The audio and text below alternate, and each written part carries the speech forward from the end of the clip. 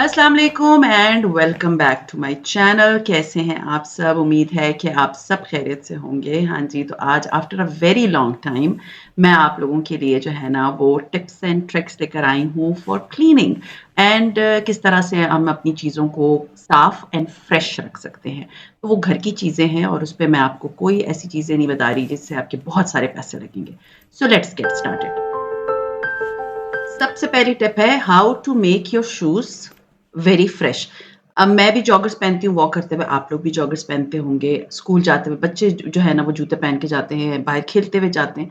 तो ये होता है कि वापस आने पे मेरी आदत है कि मैं नए वो जो जुराबें होती है ना उनको मैं धुलने डाल देती हूँ और नई जुराबें पहनती हूँ। बट जूते आप हर रोज नहीं धो सकते।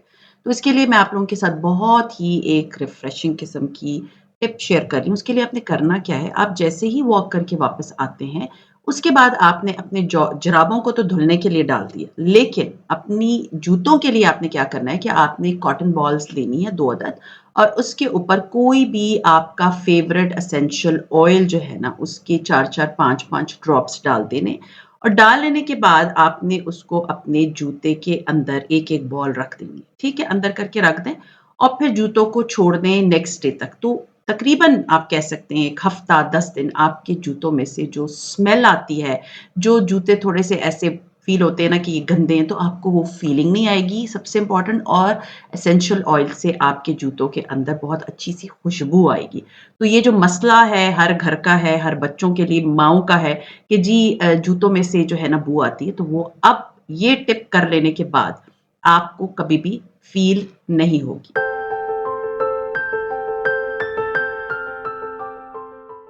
Next very important tip is जिस घर में बच्चे होते हैं, इवन बड़े भी होते हैं ना, तो गंदे हाथ जो अगर जिधर स्विचेज़ होते हैं स्पेशली और वो दीवारें जो दरवाज़े के करीब होती हैं और जिस एज के आपके बच्चे होते हैं ना, तो वहाँ पर वो गंदे हाथ लगते हैं। तो हमारे घर में ये काम जो है वो तलाल का है, दीवारों को गंदा करना। तो ये होता है कि मैं किस तरह से अपनी दीवारों को साफ़ करती हूँ, मैं आपके साथ आज वो शेयर करूँगी। जब भी मुझे दीवार साफ़ करनी होती है तो मैं ले लेती हूँ बेकिंग सोडा, बहुत सस्ता मिलता है, आप ग्रोसरी में एक साथ ले आएँ और एक कोई भी स्पंज, ठीक है? ये स्पंज मैंने रखा ही वॉल्स के लिए, नॉर्मल स्पंज है, इसको थोड़ा-सा गीला करके अच्छे से निचोड़ लेना है, दैट्स इट। और फिर क्या करना है कि ये जो बेकिंग सोडा है, इसके ऊपर मैं ये स्पंज रख के, तो मैं उस दीवार को जिस जगह पे भी दाग है, ये ज आपने देखा था कि कितने दाग थे, मैं आपको बिफ़ोर एंड आफ्टर दिखाऊँगी।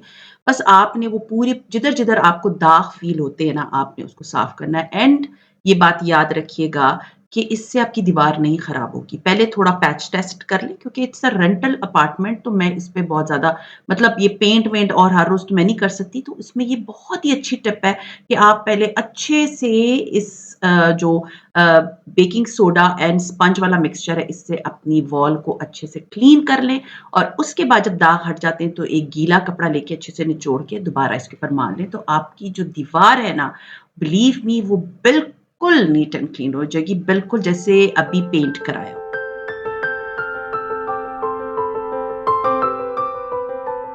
नेक्स्ट स्टेप इज़ जब दीवार गंदी होती है तो जैसे मैंने दीवार साफ़ कर दी तो स्विच बोर्ड भी गंदे होंगे, तो उसके लिए एक बहुत ही हैंडी किस्म की टिप है।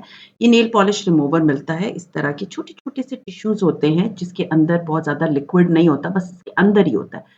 तो आपको मैंने नेल पॉलिश रिमूवर का पहले बताया था, बट हो सकता है थोड़े से लोग डरते हों कि ऐसा ना हो कि वो नेल पॉलिश जो रिमूवर है वो स्विच में जाए और हमें करंट लग जाए। तो इसके अंदर इतनी क्वांटिटी होती है कि बिल्कुल ये गीला होता है और आप देखें मैंने जितने भी ये जो स्विच बोर्ड्स थे मैं इसको साफ़ कर रही हूँ, आपके सामने मैं साफ़ कर रही हूँ और जितने भी इसके अंदर दाग हैं, वो बिल्कुल साफ़ होना शुरू हो जाते हैं। आप देख सकते हैं मैंने पूरा ये स्विच बोर्ड साफ़ कर दिया। अब ये जो दूसरा है इसके ऊपर आप देख सकते हैं ये काला-काला था, इसको भी मैंने इस तरह साफ़ कर दिया है। तो इस तरह ये होता है कि आपके जो स्विच बोर्ड्स होते हैं वो इस वाले नेल पॉलिश रिमूवर से बहुत अच्छे से साफ़ हो जाते हैं। वो सारे काले-काले दाग, धब्बे जो बच्चों के या इवन बड़ों के भी हाथों के लगे हुए होते हैं, वो बिल्कुल नीट एंड क्लीन हो जाते हैं। तो इस तरह से आप देख सकते हैं कि मैंने अपने स्विच को भी साफ़ कर दिया। हार्डली इसमें मेरे को 5 से 10 मिनट लगे, लेकिन मेरा जो किचन का ये मेन स्विच था ना, जो बहुत गंदा हो रहा था, ये बिल्कुल साफ़-सुथरा हो गया।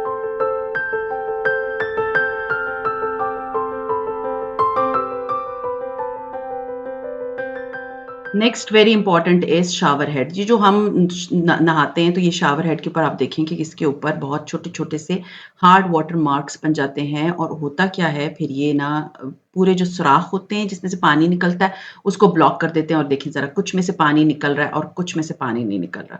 तो इसके लिए ना एक बहुत ही ईज़ी टिप है जो मैं आपके साथ शेयर कर रही हूँ। ये देखें बिल्कुल कोनों-कोनों से पानी निकल रहा है, हर एक से नहीं निकल रहा। तो इन सब सुराखों को खोलने का आसान तरीका क्या है? उसके लिए हमें चाहिए एक शॉपर, एक हेयर बैंड और चाहिए नॉर्मल जो सफ़ेद सिरका होता है, बहुत सस्ता मिलता है, पूरी बोतल लें बड़ी वाली, आपका 2-3 महीने सफाई की कोई प्रॉब्लम ही नहीं रहेगी। बस मैंने क्या किया कि मैंने थैले के अंदर जो है ना, ये सफ़ेद सिरका डाल दिया और इसके बाद में शावर हेड जो है ना, वो इसके अंदर डाल के तो मैं डिप कर दूँगी। ओवरनाइट इसको छोड़ना है पूरी रात के लिए, रात को करके मतलब इस तरह से हेयर बैंड इसके ऊपर अच्छे से लगा लें ताकि ये देखिए अब देखिए मैंने इसको अच्छे से टाइट किया तो पानी जो सिरका है ऊपर तक आ गया सारे सुराखों तक। अब मैं इसको हेयर बैंड लगा के तो मैं इसको जो है वो ऊपर से भी जो थैला है उसको बाँध दूँगी और मैं इसको हैंग कर दूँगी। ऊपर नहीं लगाना आपने, ठीक है? इसको इसकी जो जगह पर होता है ना वहाँ नहीं लगाना, इसको नीचे लटका दें ताकि ये जो लिक्विड है ना, ये जो सिरका है इसमें अच्छी तरह से लगे और लग लेने के बाद मतलब इसको आपने छोड़ देना है ये याद रखिए 24 घंटे इसको छोड़ देना है। इसमें पानी नहीं डालना, कुछ भी नहीं डालना, कुछ भी आपने और एक्स्ट्रा नहीं करना। आपने इसको इस तरह से हैंग कर देना है, इसके ऊपर लटका देना है, जैसे कि मैंने इसको हैंग कर दिया। अब इसको मैंने ये तकरीबन कोई शाम का टाइम है, ये मैंने किया था और अब नेक्स्ट मॉर्निंग मैंने क्या करना है नेक्स्ट मॉर्निंग इसका जो जितना भी पानी था, सिरका, वो मैंने हटा के मतलब इसमें से निकाल लिया। आप उसको दोबारा क्लीनिंग में यूज़ कर लें, वो खराब नहीं हुआ, ठीक है? ये बात याद रखिएगा कि जो सिरका हमने इसमें लिया था, वो खराब नहीं हुआ है, वो बिल्कुल ठीक है, उसके उसने अपना काम कर दिया है। बस इसको एक काम करें कि इसको इस तरह से रिमूव कर दें और रिमूव कर लेने के बाद इस सिरके को हम किसी और चीज़ में यूज़ कर लेंगे। अपना जग जो है ना, वो जो गर्म पानी वाला जग होता है, उसको आप इससे साफ़ कर सकते हैं। अच्छा जी, मैंने इसको अच्छे से जो नॉर्मल हमारे पास घर में ब्रशेज़ होते हैं, उससे मैंने अच्छी तरह से धो लिया। आप देख सकते हैं वो व्हाइट जो दाग थे ना, मोटे-मोटे छिलके से बन जाते हैं, वो हट गए। अच्छे से धो लें और अब मैं आपको दिखाती हूँ कि ये पानी जो है ना इसमें से कितना तेज़ी से निकल रहा है और कितना अच्छा निकल रहा है। सारे सुराख इसके खुल गए हैं और सारे सुराखों में से जो है वो पानी आ रहा है। आप क्योंकि इसमें डिफरेंट मोड्स हैं, तो इस तरह से आप अपने शावर हेड को बड़े आराम से क्लीन कर सकते हैं। बस आपको कोई एफर्ट नहीं करनी पड़ेगी, सिर्फ़ एक जो है ना सिरका सब कर देगा रात तक।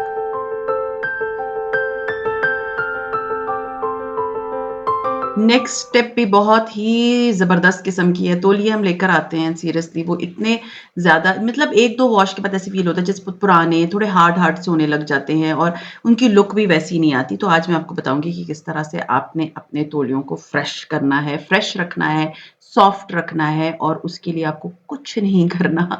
आपने तौलिए लिए, अब ये देखिए मैंने वॉश किए थे, मेरा दिल ही नहीं चाह रहा था कि मुझे था कि ये बहुत थोड़े-से हार्ड मुझे फ़ील हो रहे हैं। नॉर्मल इसको आपने अपने वॉशिंग मशीन में डालना है, कोई सर्फ़ कुछ भी नहीं डालना और इसके बाद आपने इसके अंदर डालना है 1 कप सिरका, ठीक है? और गर्म पानी की का जो साइकिल है ना अपनी मशीन में इसको ऑन कर दें। मेरे इस मशीन में क्विक वॉश है 15 मिनट्स का मैंने इसको लगा दिया, वो गर्म पानी और सिरके में ये खूब अच्छे से वॉश हो गए और जब ये धुल जाते हैं इनको धूप में सुखाएँ एंड बिलीव मी आपके तौलिए दोबारा से ऐसे आपको फ़ील होंगे, जैसे आपने अभी बाज़ार से खरीदे।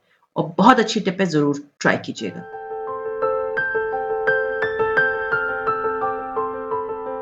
स्टील के ग्लास जो होते हैं वो हर घर में होते हैं, मेरे घर में भी है, ये टम्बलर है मेरा मोरा मेरा बड़ा फ़ेवरेट है, इसमें 3 ग्लास पानी आता है, बट इसकी प्रॉब्लम ये है कि इसके अंदर वही मार्क्स सारे बन जाते हैं, मतलब किनारों पे भी बनते हैं, नीचे भी बन जाते हैं, तो उसके लिए मैं आज आपके साथ इतनी आसान टिप शेयर करने वाली हूँ जो कि आप सिर्फ़ इसके साथ नहीं, अपने जो नॉर्मल बॉटल्स होती हैं स्टील वाली, उनके साथ भी कर सकते हैं। तो अगर आप इसको महीने में 1 दफ़ा कर लेते हैं ना, तो फिर ये मार्क्स नहीं बनते। बनते तो हैं बट थोड़े से आपके वो हार्ड और नहीं होना शुरू होते क्योंकि आप इसको टाइमली क्लीन कर लेते हैं। उसके लिए आपने क्या करना है कि आधा इसको भर लेना है गरम खौलते पानी से और उसके बाद इसके अंदर मैंने डाल दिया 1 टेबलस्पून के बराबर बेकिंग सोडा, ठीक है? बेकिंग सोडा डाला और उसके बाद मैंने इसको दोबारा से जो है ना इसके अंदर गर्म पानी को फ़िल कर दिया, ठीक है? ये टिप थी और मैंने की है, आप ज़रूर इसको जो है ना ट्राई कीजिएगा।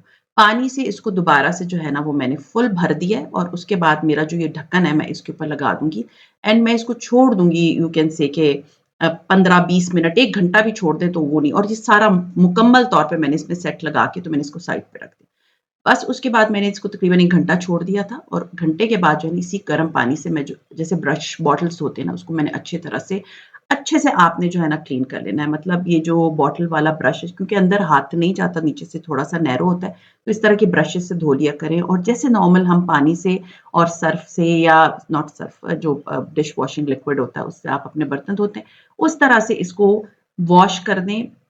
याद रखिए बेकिंग सोडा का कोई टेस्ट नहीं आएगा, कुछ भी नहीं होगा और ये अंदर से जो है ना बिल्कुल साफ-सुथरा हो जाएगा और बिल्कुल नीट एंड क्लीन हो जाएगा और आपको कोई ऐसी मतलब माइंड में जो चीज़ आती है कि जी खराब लग रहा है या सही नहीं है, तो बिल्कुल साफ-सुथरा हो जाएगा।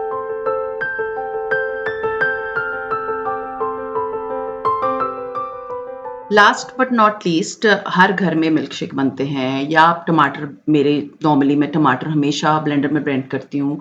घर में ब्लेंडर हर एक के होता है और जब ब्लेंडर में आप जैसे अभी मैं मेरी बेटी के आजकल एग्ज़ाम्स चल रहे हैं तो मैं उसके लिए ऑन एंड ऑफ मिल्कशेक मैं बनाती हूँ या वो खुद ही बना लेती है। तो होता क्या है कि हम क्योंकि फ्रोज़न लेकर आए होते हैं मैंगो, तो वो उसके रेशे अंदर फँस जाते हैं। उसको साफ़ करना थोड़ा-सा समटाइम्स ट्रिकी होता है और आपको डर भी होता है कि नीचे ब्लेंडर्स में जो है ना आपकी उँगलियाँ ना आ जाए मतलब ब्लेड से आपके हाथ ना कट कट जाए। तो उसके लिए बहुत आसान टिप है, आपने डिश वॉशिंग लिक्विड जो है ना 1 टीस्पून के बराबर उसमें डाल दिया और उसमें फिर आपने डाला पानी और उसको आपने कर दिया ब्लेंड। ब्लेंड कर लेने के बाद 1 मिनट या 50 सेकंड उसको ब्लेंड कर लेने के बाद आप इसको वॉश कर लें। मतलब कुछ और लगाने की ज़रूरत नहीं, सिर्फ़ खंगाल लेंगे ना तो ये बिल्कुल साफ-सुथरा हो जाएगा।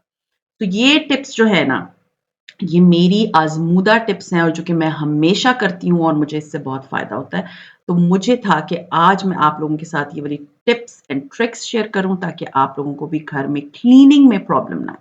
तो ख़ैर ये था मेरा आज का व्लॉग। उम्मीद है आप लोगों को मेरा आज का व्लॉग अच्छा लगा होगा। अच्छा लगता है तो लाइक कीजिए, सब्सक्राइब कीजिए एंड शेयर कीजिए with your friends and family and see you इंशाल्लाह ताला in my next vlog. Till then अपना बहुत ख़्याल रखिएगा, दुआ में मुझे याद रखिएगा। टेक केयर एंड अल्लाह हाफ़िज़।